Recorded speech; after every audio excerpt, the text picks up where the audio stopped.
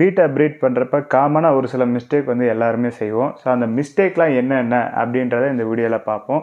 அந்த மிஸ்டேக்ஸ் நம்ம பண்ணுறதுனால வந்து நமக்கு ப்ரீடிங் ஃபெயில் ஆகலாம். இல்லை முட்டை வந்து போட்டதுக்கப்புறம் முட்டையை வந்து மேல் சாப்பிடலாம். இல்லைனா குட்டிங்க வந்ததுக்கப்புறம் குட்டிங்களை வந்து மேல் சாப்பிடலாம். ஸோ இந்த மாதிரிலாம் நடக்கும். மெயினாக வந்து ப்ரீட் ஆனதுக்கப்புறம் மேல்ஸ் வந்து எக்கை ஈட் பண்ணுறது தான் நிறைய பேர் ஃபேஸ் பண்ணிருப்பீங்க. ஸோ அதை பற்றி தான் இந்த வீடியோவில் கொஞ்சம் அதிகமாக பார்க்க போகிறோம். ஸோ வாங்க வீடியோக்குள்ளே போகலாம். ப்ரீடிங்கில் நம்ம பண்ணக்கூடிய மிஸ்டேக்ஸ் வந்து அந்தளவுக்கு நிறையலாம் கிடையாது. ஸோ வீடியோ லென்த்தை கூட்டுறதுக்காக நான் ஒரு விஷயம் பண்ண போகிறேன். ஸோ நான் எப்படி ப்ரீட் பண்ணேன் அப்படின்ற அந்த ஒரு கதையை இந்த வீடியோ எண்டில் வந்து நான் சொல்கிறேன். எனக்கு ப்ரீடிங்கே ஆக மாட்டுது அப்படின்னு சொல்கிறவங்களுக்கு அது கொஞ்சம் நல்லாயிருக்கும்னு நினைக்கிறேன். ஸோ நியூ இயர் அதுமாக வந்து ஒரு விளாக் பண்ணலாம், ஹோம் டூர்னு விளாக் பண்ணலான்னு தான் இருந்தேன். பட் அந்தளவுக்கு டைம் கிடைக்கல. ரொம்ப நாள் கழிச்சு இன்றைக்கி தான் வீட்லேயே இருக்கிற மாதிரி இருக்குது. ஓகே, ஸோ நியூ இயர் அதுமாக மிஸ்டேக்ஸை பற்றி பார்க்க போகிறோம். ஸோ மிஸ்டேக் அப்படின்றப்ப எல்லாருமே வந்து பண்ண தவறுறது என்ன அப்படின்னா, ஸோ ப்ரீடிங்க்கு முன்னாடியிலேருந்தே நம்ம குட்டிங்களுக்கு என்ன உணவு தேவை அப்படின்றத பார்த்து சேகரிக்க ஆரம்பிக்கணும். ஒரு மாதம் முன்னாடியிலேருந்தே சேகரிக்கணும். அட்லீஸ்ட் வந்து 2 வீக்ஸ் முன்னாடியிலேருந்தே வந்து நீங்கள் என்னென்ன ஃபுட்டு தேவை குட்டிங்களுக்கு அப்படின்றத வந்து சூஸ் பண்ணணும். சரிங்களா? நாள் என்ன தீனி போடணும், அதுக்கு அடுத்த ஸ்டேஜில் வந்து என்ன ஃபுட்டு போடணும், 1 மந்த்து ஆயிடுச்சுன்னா என்ன போடணும் அப்படின்னு ஒரு மாதத்துக்கு தேவையான ஃபுட்டை வந்து நீங்கள் என்னன்னு பார்த்து முன்னாடியே வாங்கி வச்சுக்கணும். ஸோ உணவு வாங்கினதுக்கு அப்புறம் தான் என்ன பேரண்ட்டை ப்ரீட் பண்ணலாம் அப்படின்னு நீங்கள் தேடி சூஸ் பண்ணி வாங்கணும். சரிங்களா? பேரண்ட்டுக்கு முன்னாடியே குட்டிங்களுக்கான உணவை தான் நீங்கள் வாங்கணும். ஏன்னா எல்லாமே லைவ் கல்ச்சர்ஸு. சும்மா வாங்கி உடனேலாம் போட்டுற முடியாது. வாங்கி ஒரு வாரம் 10 நாள் வந்து வச்சு நீங்கள் கல்ச்சர் பண்ணி அதுக்கப்புறம் தான் குட்டிங்களுக்கு போட முடியும். ஸோ அவசரமாக குட்டிங்களுக்கு போடுற மாதிரி எந்த ஒரு உணவுமே கிடையாது. ஸோ முன்னாடியே வந்து எல்லாத்தையும் ரெடி பண்ணி வச்சுக்கணும். சரிங்களா? இது நிறைய பேர் பண்ணுற மிஸ்டேக்கு. இதை தெரிஞ்சுமே வந்து ப்ரீட் பண்ணுறாங்க. உணவு தான் முன்னாடியே வந்து சேகரிக்கணும் அப்படின்னு தெரிஞ்சு கூட ப்ரீட் பண்ணிவிட்டு குட்டி வந்ததுக்கப்புறம் ப்ரோ நீங்கள் சொல்லியிருக்கீங்க, இருந்தாலும் நான் ப்ரீட் பண்ணிட்டேன், இப்போ என்ன பண்ணுறது அப்படின்னு கேட்பாங்க. அதுக்கெலாம் நான் பதிலே சொல்ல மாட்டேன். சரிங்களா? எதுவுமே பண்ண முடியாது. எவ்வளோ தான் ட்ரை பண்ணாலும் இப்போ ரெகுலராக ஒரு உணவு இருந்து கரெக்டாக நம்ம காப்பாற்றுற குட்டி ஒரு 100% இருக்குன்னா, உணவு இல்லாமல் அடித்து பிடிச்சி நம்ம காப்பாற்றுறோன்னா ஒரு 10 கூட தேராது. ஸோ சரியான உணவை வந்து சேகரிச்சுட்டு அதுக்கப்புறம் வந்து பேரண்ட்டை சூஸ் பண்ணி ப்ரீட் பண்ணுங்கள். ஸோ அதுக்கப்புறம் நிறைய பேர் இது வந்து சின்ன பசங்க தான் பண்ணுவாங்க. பேரண்ட்டை வந்து ரெடி பண்ணி ப்ரீட் பண்ணுறது கிடையாது. அப்படியே தெருவாக எடுத்துகிட்டு போய் சண்டை விடுவாங்க. அப்படியே வந்து அதை தூக்கி வந்து ப்ரீடிங்க்கு போடுவாங்க. ஸோ பேரண்ட் வந்து நல்லா ஆரோக்கியமாக இருக்கணும். ப்ரீடிங்கே ஆகாது. வீக்காக இருந்துச்சு அப்படின்னா வந்து ப்ரீடிங் ஸ்டார்ட் கூட ஆகாது. நான் ப்ரீட் பண்ண போகிறேன் அப்படின்னா ஒரு 1 வீக் வந்து நல்ல ஃபீடு கொடுத்து ஹெவியாக வந்து அதை மெயின்டைன் பண்ணுவேன். எல்லா பீட்டாக்குமே வந்து ஒரு வேளை தான் நான் ஃபீடு போடுவேன். குட்டிங்களுக்கு மட்டும் 2 வேளை போடுவேன். மற்ற அடல்ட்டுக்கெலாம் வந்து ஒரு வேளை தான் ஃபீடு போடுவேன். ஸோ அதை ப்ரீட் பண்ண போகிறேன் அப்படின்னா வந்து 2 வேளை பில்லட்டு போடுவேன். மொய்னா கல்ச்சர் என்கிட்ட அந்த டைமில் கிராஷ் ஆகாமல் இருக்குது, ஆக்டிவாக இருக்குன்னா லைவ் ஃபீடு மொய்னா கல்ச்சர் தான் வந்து அதுங்களுக்கு போட்டு 1 வீக் வந்து மெயின்டைன் பண்ணுவேன். சும்மா ஒரு 3 to 4 டேஸ் நல்லா மெயின்டைன் பண்ணால் கூட போதும். நம்ம அதுக்கப்புறம் ஆரோக்கியமாக வந்து அதை ப்ரீட் பண்ணலாம். இது ஒரு முக்கியமானது. பேரண்ட்டை நல்லா ஆரோக்கியமாக ஆக்கிட்டு ப்ரீட் பண்ணுறது அப்படின்றது. நிறைய பேர் எப்படி சூஸ் பண்ணுறது, ஃபீமேல் வந்து ப்ரீடிங்க்கு ரெடியா அப்படின்லாம் கேட்பாங்க. எப்படி வேணால் சூஸ் பண்ணிக்கோங்க. உங்களுக்கு பேரண்ட்டு பிடிச்சிருக்கணும், அவ்வளோதான். ஸோ பிடிச்சதை வந்து சூஸ் பண்ணிக்கோங்க. ரெடியாக இருக்கா அப்படின்ற கேள்வி என்னன்னு எனக்கு இப்போ வரைக்கும் புரியலை. எப்பயுமே பேர்ஸ் வந்து ப்ரீடிங்க்கு ரெடி தான். சரிங்களா? நல்லா ஆரோக்கியமாக மெயின்டைன் பண்ணிவிட்டு நீங்கள் ப்ரீடிங் விடலாம், அவ்வளோதான். ஸோ அதுக்கப்புறம் பண்ணுற மிஸ்டேக்கு இது வந்து இப்போ வரைக்கும் நான் கூட பண்ணிட்டு தான் இருக்கேன். ஸோ பாட்டிலில் வந்து முதல்ல ப்ரீடிங் அப்போ ஃபீமேலை பாட்டிலில் போட்டு வைப்போம். அதுக்கப்புறம் ஒன்றா விட்டுருவோம் பார்த்தீங்களா? ஸோ ஒன்றா விட்டதுக்கப்புறம் எப்போ அது வந்து பெண்ட் ஆகி எக்லே போடும் அப்படின்னு சொல்லிட்டு ஒரு நாளைக்கு ஒரு 1050 தடவை நம்ம பார்ப்போம். ஸோ அந்த மாதிரி பார்த்து அதை தொந்தரவு பண்ணுறோம் அப்படின்னா அதுக்கு வந்து ஒரு பய உணர்வு வந்துடும். ஸோ இந்த இடத்துல வந்து நமக்கு பாதுகாப்பு கிடையாது அப்படின்னு ஒரு உணர்வு வந்துடும். ஒரு சில பீட்டை வந்து நல்லா நம்ம கூட பழகிருக்கும், அதெல்லாம் வந்து பயப்படாது. ஒரு சிலது வந்து நமக்கு வந்து ரொம்ப பயப்படும். சரிங்களா? பழகிருக்காது, அந்தளவுக்கு வந்து ஹியூமன்ஸை பார்த்து பழகிருக்காது. ஸோ அதெல்லாம் ப்ரீட் பண்ணுறப்ப வந்து ஒரு பய உணர்வு வந்துடும். ஸோ எக்லே பண்ணதுக்கப்புறம் எக்ஸை வந்து சாப்பிட்றது, இந்த இடத்துல நமக்கு பாதுகாப்பு இல்லை அப்படின்னு சொல்லிட்டு எக்ஸை சாப்பிட்றது, இல்லை ப்ரீடே ஆகாமல் பயந்தே இருக்கிறது. ஸோ இந்த மாதிரிலாம் நடக்கும். ஸோ ப்ரீடிங் விடுறீங்க அப்படின்னா அதை வந்து சுத்தமாக தொந்தரவே பண்ணக்கூடாது. தொந்தரவு அப்படின்றப்ப வெறும் நம்ம பார்க்குறது மட்டும் கிடையாது, எல்லா விதமான தொந்தரவு தான். ஃபீடு கூட வந்து போடக்கூடாது. சரிங்களா? ஃபீடு போட்டிங்க அப்படின்னா எல்லா மேலும் கிடையாது, ஒரு சில மேல் வந்து எக்ஸை வந்து சாப்பிட்றோம் ஃபீடு போடுறதுனால.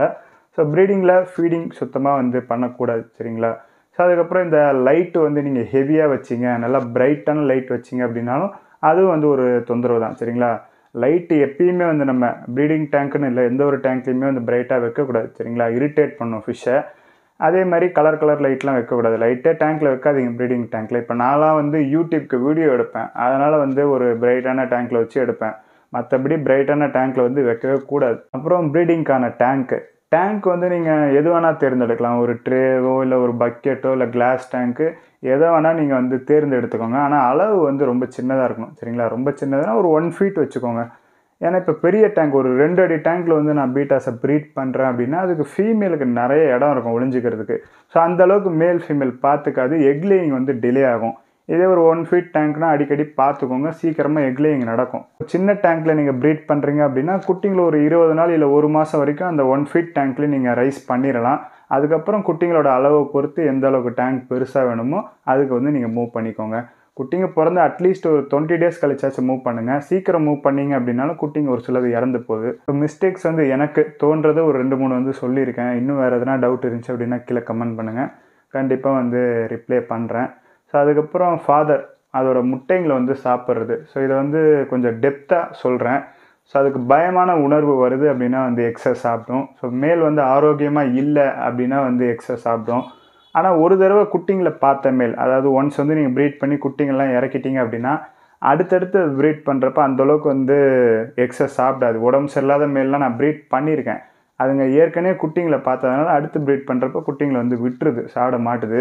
உடம்பு சரியில்லாமல் இருக்கக்கூடாது, ஆரோக்கியமாக மேல் வந்து இருக்கணும், பயமுறுத்தக்கூடாது, நல்லா அதுங்களை வந்து ஃப்ரீயாக விட்டுறணும் டிஸ்டர்ப் பண்ணாமல். அதுக்கப்புறம் பார்த்தீங்கன்னா எக்கு வந்து ஃபெர்டைல் ஆகலை அப்படின்னா வந்து முட்டையை சாப்பிட்ரும். ஸோ அதுலேருந்து குட்டிங்க வராது அப்படின்னா முட்டையை சாப்பிட்ரும். ஃபங்கஸ் வைக்குது அப்படின்னா வந்து முட்டையை சாப்பிட்ரும். இந்த குளிர் நேரத்தில் தான் எல்லாம் நடக்கும் சரிங்களா. ஒரு 500 முட்டை போடுது அப்படின்னா அதில் ஒரு 100-150 முட்டை வந்து ஃபெர்டைல் இல்லாமல் இருக்கலாம், அதை சாப்பிடும். அப்புறம் ஃபங்கஸ் வரலாம், அதை சாப்பிடும். பேரசைட் பிரச்சனை இருக்கலாம், அதெல்லாம் சாப்பிடும். ஸோ ஆரோக்கியமான எக்கெல்லாம் வந்து பத்திரமா வச்சுக்கிறதுக்காக மற்ற சரியில்லாத முட்டையெல்லாம் வந்து கொஞ்சம் கொஞ்சமாக அதை சாப்பிட்ரும். இந்த மாதிரி வந்து நிறைய மேல்ஸ் பண்ணும். அதை பார்த்துட்டு என்ன நினைப்போம் அப்படின்னா அந்த ஐயோ மேல் வந்து முட்டைங்களை சாப்பிட்டுட்டே வருது, நம்ம மேலே எடுத்துடலாம் அப்படின்னு நினச்சா நிறைய பேர் எடுத்துருவாங்க. அப்படிலாம் கிடையாது. அது சரியில்லாத முட்டையை தான் சாப்பிட்டுக்கிட்டே வரும். கொஞ்சம் கொஞ்சமாக மற்ற முட்டைக்கு வந்து ஃபங்கஸ் பரவும். அந்த மாதிரிலாம் நடக்கக்கூடாதுன்னு அப்படியே சாப்பிட்டுக்கிட்டே வரும். ஸோ ஃபுல்லாக ஃபங்கஸ் பரவிடுச்சு அப்படின்னா ஃபுல்லாக எக்கை வந்து சாப்பிட தான் செய்யும் அது. இதை தாண்டி வந்து ஒரு சில ப்ரௌடு ஃபாதர்லாம் இருக்குது. என்னதான் ஆனாலும் முட்டையை சாப்பிடுவோன்னு சொல்லிட்டு வம்புக்குனே வந்து முட்டையை சாப்பிடும் சரிங்களா. ரொம்ப ரேர் தான். ஆனால் எக் ஈட்டர்ஸ் கம்ப்ளீட்டாக வந்து எக்ஸை வந்து போட்டு ஒரு 2 hours 3 hours கழிச்சு நல்லா அடிக்கலாம் வச்சிரும். இப்போ ஈவினிங் கிட்ட வந்து எக்கு போட்டு முடிக்குது அப்படின்னா நைட்டு ஒரு 8-9 மணிக்கெலாம் பார்த்தோன்னா நல்லா சூப்பராக வந்து அடுக்கி வச்சுருக்கோம். அதுக்கப்புறம் மொத்தமாக வலித்து சாப்பிட்ரும். அதெல்லாம் நம்மளால் எதுவுமே செய்ய முடியாது. பட் அது ரேர் தான்.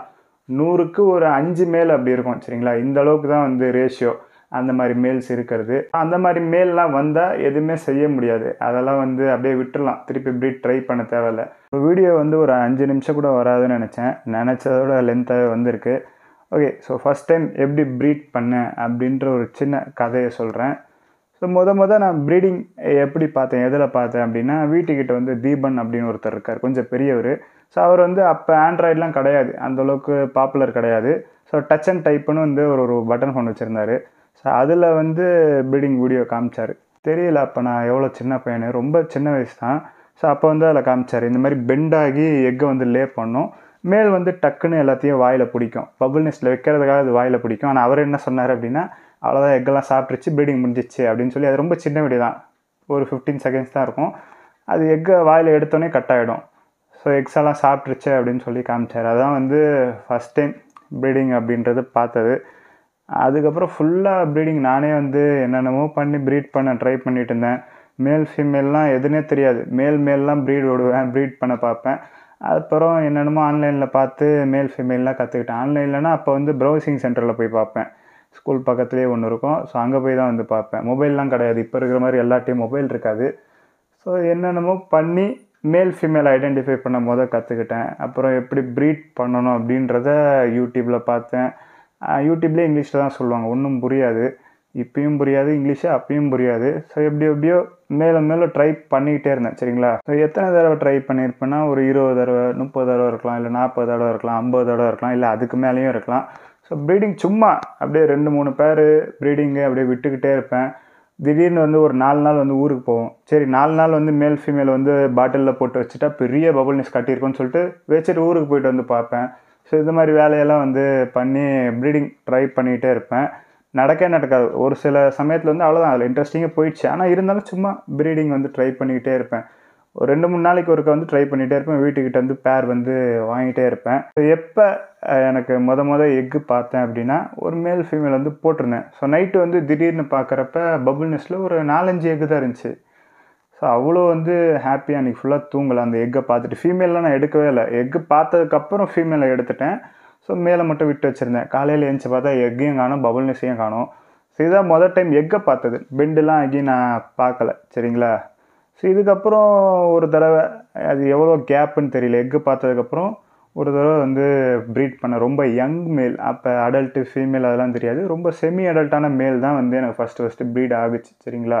ஸோ ப்ராப்பராக ஃபீமேல் எக் போடுறத பார்த்து அந்த ஃபீமேலை ரிமூவ் பண்ணிவிட்டு குட்டிங்கெலாம் வந்து வந்துருச்சு. குட்டிங்களுக்கு ஃபீடு கிடையாது. எப்படி இருந்தாலும் அதுக்கு செத்துரும். பட் குட்டிங்க வந்துருச்சு. ஸோ வந்ததுக்கப்புறம் தெருவில் எல்லா ஃப்ரெண்டையும் ஒருத்தனா கூட்டின்னு வந்து இந்த மாதிரி தான் ஃபைட்ரு குட்டி அப்படி இப்படின்னு சொல்லி காமிச்சிட்டு இருந்தேன். அப்போ அது செமையாக இருந்தது. ஃபீடு இல்லாமல் அதே மாதிரி எல்லா குட்டிங்களும் இறந்துருச்சு. நான் ஃபுட்டு அடல்ட்டுக்கு போடுற ஃபுட்டை தான் பவுட்ரு பண்ணி போட்டு ஒரு 4-5 வந்தது. பட் பெண்டாக வந்துச்சு. ஆரோக்கியமாக இல்லாமல் பெண்டாக வந்துச்சுங்க. இதுதான் என்னோடய ஃபஸ்ட் டைம் ப்ரீடிங்க்கான ஸ்டோரி. கண்டிப்பாக 50 தடவை அதுக்கு மேலேயே வந்து ப்ரீட் பண்ணியிருப்பேன். ஏன்னா ஒரு நாள் ப்ரீட் போட்டுட்டு திருப்பியும் களைச்சிட்டு அடுத்த நாள் வேறு பேர் போடுறது அந்த மாதிரி பண்ணிக்கிட்டே இருந்தேன் தொடர்ந்து. ரொம்ப நாள் 1 வருஷத்துக்கு மேலே 2 வருஷத்துக்கு மேலேயே வந்து தொடர்ந்து ப்ரீடிங் ட்ரை பண்ணியிருப்பேன். அதுக்கப்புறம் தான் வந்து ப்ரீட் பண்ண ஆரம்பித்தேன். எப்படின்னு தெரிஞ்சுக்கிட்டேன். சரிங்களா? இப்போ இந்த தமிழில் ப்ரீடிங் வீடியோஸ்லாம் போடுறது எல்லாமே வந்து என்னோடய மெத்தட் தான். நான் தான் ஃபஸ்ட்டு ஒரு Day 1 Day 2ன்னு அந்த மெத்தடில் வந்து நானாக கற்றுக்கிட்டு தான் போட்டேன். எந்த ஒரு மற்ற லாங்குவேஜ்லேயும் வந்து இருக்காது Day 1 Day 2ன்னுலாம் பர்ஃபெக்டாக இந்த ஆர்டரில். ஸோ இந்த ஆர்டர் நான் தான் தமிழில் முத போட்டேன். இப்போ எல்லா தமிழ் யூடியூப் சேனல்லையும் வந்து இதே மெத்தட் தான் ப்ரீடிங்கில் எப்படி பண்ணணும் அப்படின்னு இருக்கும். சரி, ஓகே. ஸோ ஸ்டோரி பெருசாக பிடிச்சா இது வந்து ப்ரீடிங்கே ஆக மாட்டேது ப்ரோ. நான் 3 தடவை ப்ரீட் பண்ணிட்டேன், 4 தடவை ப்ரீட் பண்ணிட்டேன் அப்படின்னு சொல்லுவாங்க. ஸோ அவங்களுக்காக தான் நான் இத்தனை தடவை ப்ரீட் பண்ணி வருஷக்கணக்கில் காத்திருந்து தான் முட்டையவே பார்த்தேன். ஸோ தொடர்ந்து ட்ரை பண்ணுங்கள். போக தான் எப்படின்னு தெரிஞ்சுக்கணும். நம்ம ஓன் எக்ஸ்பீரியன்ஸில் தான் வந்து தெரிஞ்சுக்க முடியும். ஆன்லைனில் இருக்கிறதெல்லாம் அந்தளவுக்கு நம்ப முடியாது. நான் சொல்கிறதுலையும் ஒன்றும் இருக்காது. சரிங்களா? நீங்கள் பண்ணுறப்ப அதிலிருந்து தெரிஞ்சுக்கிற விஷயத்தை வச்சு தான் அடுத்து என்ன பண்ணலாம் அப்படின்னு உங்களுக்கு தெரியும். சரி, ஓகே. ஸோ இந்த வீடியோவில் தான். இந்த வீடியோ பிடிச்சிருந்தா லைக் பண்ணுங்கள். வேறு ஏதாச்சும் வீடியோ போடணும்னு நினச்சா கீழே கமெண்ட் பண்ணுங்கள்.